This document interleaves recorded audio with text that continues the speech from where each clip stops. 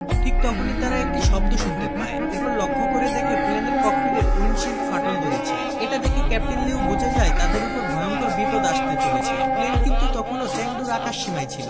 Liu তখন সাথে সাথে চ্যাংডুর কন্ট্রোল টাওয়ারকে উইন্ডোশিল্ড ফাটলের ঘটনাটি জানায়। ঘটনা শুনে কন্ট্রোল রুমের সবাই চমকে ওঠে। তখন কন্ট্রোল রুমের একজন এয়ারপোর্ট কন্ট্রোলার ক্যাপ্টেন লিউকে জিজ্ঞেস করে, আপনি কি এখন লাসা যেতে পারবেন নাকি চংকিং এয়ারপোর্টে ফিরে যাবেন? লিউ তখন কন্ট্রোলারকে বলে, চংকিং এ ফিরে যাওয়া বা লাসা যাওয়া বিপজ্জনক হতে পারে, তাই আমি চ্যাংডু এয়ারপোর্টে জরুরি অবতরণ করতে চাই। কন্ট্রোলার তখন ক্যাপ্টেন লিউকে বলে, আপনি তাহলে প্লেনটিকে 32,100 ফিট থেকে 8,400 ফিট নিচে নামিয়ে নেন, অর্থাৎ 23,700 ফিটে নেমে প্লেনটিকে ডান দিকে ঘুরিয়ে চ্যাংডু সুয়াংলিও ইন্টারন্যাশনাল এয়ারপোর্টে জরুরি অবতরণ করেন।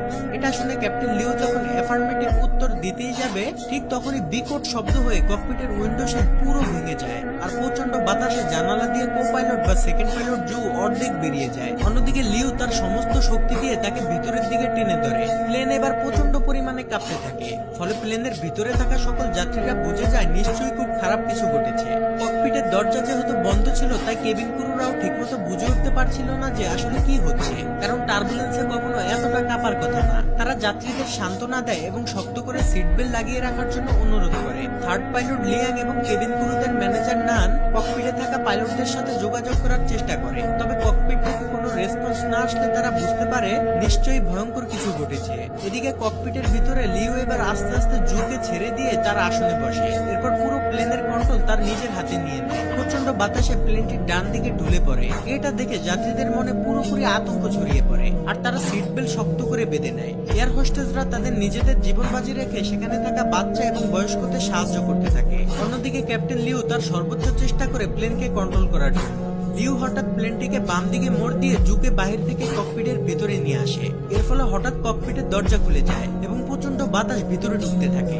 অতিরিক্ত বাতাসের চাপে ভিতরে থাকা সবকিছু ওলট পালট হয়ে যায়। যাত্রীরা ভয়ে চিৎকার চেঁচামেচি করতে থাকে, এমনকি এয়ার হোস্টেসরাও এক একজন সিটকে পড়ে যায়। ঠিক তখনই তাদের সকলের সামনে অক্সিজেন মাস্ক নেমে আসে আর এয়ার হোস্টেসরা অনেক কষ্ট করে যাত্রীদের অক্সিজেন মাস্ক পরাতে সাহায্য করে। অন্যদিকে চ্যাংডু এয়ারপোর্ট কন্ট্রোলার কন্ট্রোল রুমের ম্যানেজারকে ডেকে বলে, স্যার, সিচুয়ান 8366 বিমানটি নিশ্চয়ই কোনো বিপদে পড়েছে। পাইলট বলেছে তাদের প্লেনের উইন্ডো শিল্ডে ফাটল ধরেছে, তাই আমি প্লেনটিকে 8,000 ফিট নিচে নামিয়ে ডান দিকে ঘুরিয়ে চ্যাংডু সুয়াংলিও ইন্টারন্যাশনাল এয়ারপোর্টে জরুরি অবতরণ করতে বলেছি। কিন্তু প্লেনটি 32,000 ফিট উচ্চতায় প্রচন্ড গতিতে বাম দিকে ঘুরে তিব্বতের দিকে এগিয়ে যাচ্ছে। প্লেনের ভিতরে অক্সিজেনের লেভেলও লো হয়ে যাচ্ছে।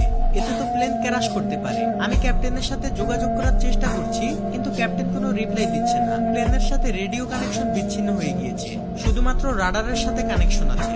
এটা দেখে কন্ট্রোল রুমের ম্যানেজার সাথে সাথে আশেপাশের সকল এয়ারপোর্টে ইনফরমেশন পাঠিয়ে দেয় এবং মুহূর্তের মধ্যেই সকল এয়ারপোর্টের ফ্লাইট বাতিল করে দেওয়া হয়। প্রতিটি প্লেনের শিডিউল পরিবর্তন করা হয়। টেক অফ করা সকল প্লেনকে হোল্ড করে দেওয়া হয়, এমনকি আকাশে উড়ন্ত সকল প্লেনের রোড চেঞ্জ করে দেওয়া হয়। ইমার্জেন্সি ল্যান্ডিং এর জন্য চ্যাংডু সুয়াংলিও ইন্টারন্যাশনাল এয়ারপোর্টের রানওয়ে খালি করে দেওয়া হয়। সেই সাথে police, fire service, medical team এবং এয়ার ট্রাফিক কন্ট্রোল সহ সকল বাহিনীকে রানওয়ের কাছে অবস্থান নিতে বলা হয়, যাতে যে কোনো খারাপ সিচুয়েশনের মোকাবেলা করতে পারে। এমনকি চায়নার এয়ারফোর্স থেকে প্লেনটিকে সাহায্য করার জন্য 4টি ফাইটার জেট পাঠানো হয় এবং আকাশে অন্যান্য যে সকল প্লেনগুলো রয়েছে সেগুলো থেকে সিচুয়ান 8633 এর সাথে যোগাযোগের চেষ্টা করা হয়, কিন্তু প্লেনটি থেকে কোনো ধরনের রেসপন্স আসে না। যাই হোক, অন্যদিকে ককপিটের দরজা খুলে যাওয়ায় থার্ড ক্যাপ্টেন লিয়াং কোনো মতে ভিতরে প্রবেশ করে ককপিটের দরজা বন্ধ করে দেয়। ফলে প্লেনের ভিতরে বাতাসের চাপ কমে যায়, কিন্তু প্লেন প্রচন্ড ঝাঁকাঝাঁকি করতে থাকে। লিয়াং ককপিটে ঢুকে দেখতে পায় ক্যাপ্টেন লিও ঠান্ডায় প্রচন্ড কাঁপছে আর অক্সিজেনের অভাবে কো-পাইলট জু অজ্ঞান হয়ে যাচ্ছে। লিয়াং তখন ককপিটে থাকা অক্সিজেন মাস্ক বের করে ক্যাপ্টেনদের পরিয়ে দেয় এবং সে নিজেও পরে নেয়। এরপর লিয়াং কন্ট্রোল রুমের সাথে যোগাযোগ করার চেষ্টা করে, কিন্তু সে বুঝে যায় রেডিও কানেকশন বিচ্ছিন্ন হয়ে গিয়েছে। লিয়াং কোনো মতে প্লেনটিকে নিচে নামানোর চেষ্টা করে, কিন্তু তাদের ভাগ্য এতটাই খারাপ ছিল যে তারা যদি প্লেনটিকে নিচে নামায় তাহলে প্লেন ক্র্যাশ হওয়ার সম্ভাবনা রয়েছে, কারণ তাদের প্লেন তখন তিব্বতের উপর দিয়ে যাচ্ছিল। আর আমরা সকলেই জানি তিব্বতে মাউন্ট এভারেস্ট সহ ছোট বড় অনেক হিমালয় রয়েছে, যেখানে কোনো প্লেনকে সর্বোচ্চ 32 থেকে 34,000 ফিট উপর দিয়ে ফ্লাই করতে হয়। এদিকে প্লেনের ভিতরে অক্সিজেন ফুরিয়ে যেতে থাকে, তাই পর্যাপ্ত অক্সিজেন পেতে হলে প্লেনটিকে আরো 3,000 ফিট নিচে নামাতে হবে, কিন্তু হিমালয়ের জন্য সেটা সম্ভব ছিল না। এছাড়া সামনে বিশাল ঝড়ের কারণে কিছুই দেখা যাবে না। এটা যেন ক্যাপ্টেনদের কাছে সুইসাইড করার মতো। একদিকে অক্সিজেনের ঘাটতি, অন্যদিকে প্লেন ক্র্যাশের ভয়, তার উপরে আবার আকাশকে ডেকে রাখা ভয়ানক ঝড়। অন্যদিকে কেবিন ক্রুদের ম্যানেজার নান সকলকে জানিয়ে দেয় তারা ককপিটের প্রেসার হারিয়ে ফেলেছে, তাই সকলকে শক্ত করে সিট বেল্ট পরে থাকার জন্য অনুরোধ করে। এদিকে কন্ট্রোল রুম থেকে প্লেনের সাথে যোগাযোগ করার জন্য চেষ্টা চালিয়ে যেতে থাকে। তারা রেডিওতে বলে প্লেনের সামনে বিশাল হিমালয় রয়েছে আর সেখানে তাদের আরো 3000 ফিট নিচে দিয়ে যেতে হবে, না হলে পর্যাপ্ত অক্সিজেনের অভাবে তারা মারা যেতে পারে। ক্যাপ্টেন লিউ তার সর্বোচ্চ দিয়ে প্লেনকে কন্ট্রোল করার চেষ্টা করে।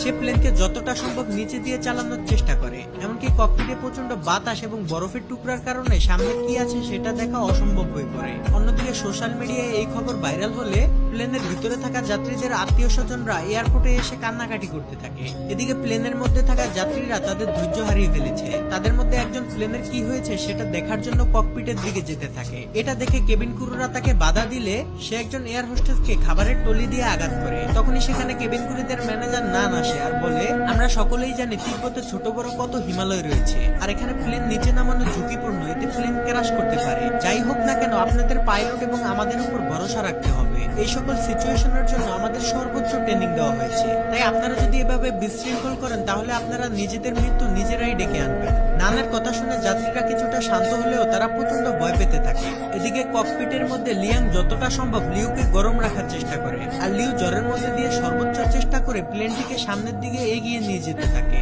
অন্যদিকে লিউর স্ত্রী তাদের মেয়ের জন্মদিন পালনের জন্য খাবার তৈরি করছিল।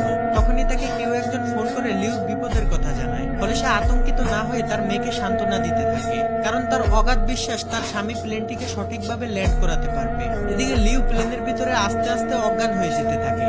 সে তার চোখের সামনে দেখে তার স্ত্রী আর মেয়েকে নিয়ে সে একসাথে জন্মদিনের কেক কাটছে, কিন্তু তখনই লিয়াং লিউকে জাগিয়ে দেয়। এরপর লিউ দক্ষতার সাথে ওই কালো মেঘের মধ্যে দিয়ে প্লেন চালিয়ে নিয়ে যেতে থাকে। কন্ট্রোল রুমে থাকা সবাই রাডারে দেখতে পায় প্লেনটি ঝড়ের মধ্যে সব থেকে বিপজ্জনক জায়গা দিয়ে যাচ্ছে, যেখান থেকে বেঁচে ফিরে প্রায় অসম্ভব। তারা সকলে যেন নিস্তেজ হয়ে একটি সিনেমা দেখছে। কন্ট্রোল রুমের ম্যানেজার বলে এখন সবকিছুই পাইলটের হাতে, এমনকি বাইরে যাত্রীদের আত্মীয় স্বজনরাও তাদের জন্য দোয়া করছে। এদিকে প্লেনের ভিতরের পরিস্থিতি আরো খারাপ হয়ে যায়। প্রচন্ড ঝাঁকুনির কারণে প্লেনে থাকা যাত্রীদের ব্যাগগুলো তাদের গায়ের উপরে পড়তে থাকে। ঠিক তখনই প্লেনটি হঠাৎ রাডার থেকে অদৃশ্য হয়ে যায়। এটা দেখে কন্ট্রোল রুমের সবাই হতভম্ব হয়ে যায়। সবাই মনে করে প্লেনটি হয়তো ক্র্যাশ করেছে। সবাই প্রচন্ড ভেঙে পড়ে। কন্ট্রোল রুম থেকে তাদের সাথে যোগাযোগ করার জন্য সর্বোচ্চ চেষ্টা করে, কিন্তু এতে কোনো লাভ হয় না। তারা সকলেই বুঝে যায় প্লেনের ভিতরে হয়তো আর কেউই বেঁচে নেই। কিন্তু না, অলৌকিকভাবে যাত্রীরা তখনও জীবিত ছিল এবং প্লেনটিও চলছিল। ঝড়ের ভিতরে কিছু না দেখতে পেয়ে লিউ মনে করে প্লেন হয়তো পাহাড়ের সাথে ধাক্কা খাবে, তাই সে লিভার টেনে প্লেনটিকে আরো উঁচুতে নিয়ে যায়। এতে প্লেনের ভিতরের ঝাঁকুনি বেড়ে পরিস্থিতি আরো খারাপের দিকে যেতে থাকে। লিউর মাথায় তখন একটা জিনিসই ঘুরছিল যে প্লেনের মধ্যে থাকা 19 জন যাত্রী এবং সে সহ 9 জন ক্রু মেম্বারের জীবন এখন তার হাতে, অর্থাৎ 128 জন মানুষের প্রাণ হাতে নিয়ে লিউ তার সম্পূর্ণ অভিজ্ঞতা দিয়ে প্লেনটিকে কন্ট্রোল করতে থাকে। মৃত্যুকে কাছ থেকে দেখা যাত্রীগুলো এখন তাদের মনের কথা বলতে শুরু করে। অনেকে এই জীবনের শেষ ভিডিও বানায় তাদের প্রিয়জনদের জন্য। আর কিছুক্ষণের মধ্যেই প্লেনটি ঝড় থেকে বের হয়ে আসে। লিউর অনেক চেষ্টার পর পরিস্থিতি স্বাভাবিক হতে শুরু করে। এরপর ক্যাপ্টেন লিউ প্লেনটিকে অনেক নিচুতে নামিয়ে আনে, যেখানে পর্যাপ্ত পরিমাণ অক্সিজেন রয়েছে।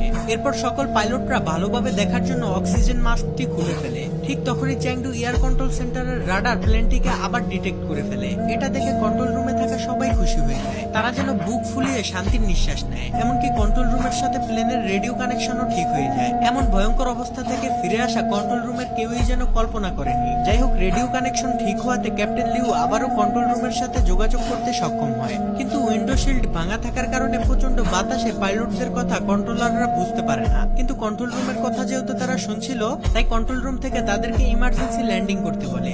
সাথে সাথে ক্যাপ্টেন লিউ ল্যান্ডিং গিয়ার চালু করে দেয়। আর এই সিগন্যাল পেয়ে কেবিন ক্রুদের ম্যানেজার নান যাত্রীদেরকে ইমার্জেন্সি ক্র্যাশ ল্যান্ডিং এর জন্য প্রস্তুতি নিতে বলে। অন্যদিকে প্লেন প্রচন্ড গতিতে রানওয়ের দিকে যেতে থাকে। আর এই টান উত্তেজনাপূর্ণ ফুটেজ ধারণ করে চ্যাংডুর গণমাধ্যম কর্মীরা। এদিকে প্লেনের ভিতরে যাত্রীরা ইমার্জেন্সি ল্যান্ডিং এর জন্য প্রস্তুতি নিয়ে নেয়। তারা মনে মনে দোয়া প্রার্থনা করতে থাকে। অন্যদিকে fire service, medical team, air traffic control সহ সবাই প্রস্তুত হয়ে যায়। ক্যাপ্টেন লিউ তার কো-পাইলট জু আর লিয়াংকে নিয়ে কোনো ধরনের ঝামেলা ছাড়াই মাটি স্পর্শ করে। কিন্তু বিপদ তখনও কাটেনি, কারণ চ্যাংডু এয়ারপোর্টের রানওয়ে ছিল খুবই ছোট আর প্লেনের গতি ছিল অনেক বেশি। ক্যাপ্টেন লিউ ইঞ্জিনের থ্রাস্ট কমানোর জন্য লিভার টান দিলে দেখে ইঞ্জিন স্লো করার লিভারটি লক হয়ে গিয়েছে। তাই প্লেন প্রচন্ড গতি নিয়ে সামনের দিকে এগিয়ে যেতে থাকে। এটা দেখে সেকেন্ড পাইলট জু লেগ ব্রেক দিয়ে প্লেনটিকে থামানোর চেষ্টা করে, কিন্তু অতিরিক্ত ব্রেকের প্রেসারে প্লেনের একটি চাকা ফেটে যায়। এটা দেখে কন্ট্রোল রুমের সবাই ভয় পেয়ে যায়। জু তার সর্বোচ্চ শক্তি দিয়ে লেগ ব্রেক চেপে ধরে, কিন্তু এতে খুব বেশি একটা কাজ হচ্ছিল না। এদিকে রানওয়ে প্রায় শেষ হতে চলেছে, তাই ক্যাপ্টেন লিউ, জু আর লিয়াং মিলে তাদের সর্বোচ্চ